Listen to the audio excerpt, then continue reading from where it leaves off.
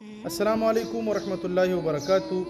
ډیرو ملګرو تپوسونه کړي دي، ډیرو رونو تپوسونه کړي دي، ډیرو خویندو تپوسونه کړي دي چې یاره جی زمونږ بچي څوک وایي زمونږ رونه، بعضې خویندې وایي زمونږ خاوندان داسې نشي کوي چې هغې د نشو د وجې نه موږ ډېر په تکلیف کې یو، ډېر په عذاب باندې اخته یو.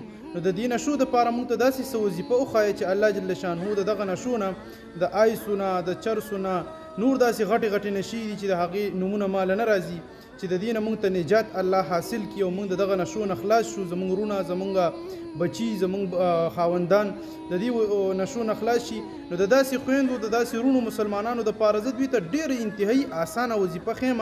انشاءالله دغه ملګري دې دغه وظیفه وکړي. د رب ذوالجلال نه امید دی چې الله جل شانهو به د دې د نشې د عادت بالکل ختم کړي او الله جل شانهو به په نیکه لاره باندې راواړي. هغه وظیفه دا ده چې دی د روزانه 1150 پیري، یعنی 1000 او 150 ځلې دي یا رشیدو وایي 11 ورځې دې دا عمل وکړي. په 11مه ورځ باندې دې بیا په اوبو باندې دغه یا رشیدو دغه لفظ په اوبو باندې دې دم کړي او دغه دم شوي اوبه دې بیا د ده په بستره باندې هم چړکاو کړي، د ده په کپړو باندې دې هم چړکاو کړي. دغه عمل دې 2 3 4 پیرې دې وکړي.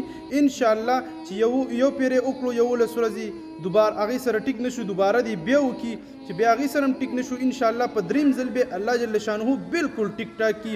انشاءالله دا وظیفه تاسو وکړئ، ازماوي کوئ او الله جل شانهو به ستاسو د کورونو نه دغه پریشانیانې ختمې کړي. که زما دا ویډیو ستاسو خوښه شوې وي د الله جل شانهو د رضا دپاره دا ویډیو شیر کړئ چې ټولو مسلمانانو ته فایده ورسیږي او نیکه خبره شیر کول دا هم صدقه جاریه ده.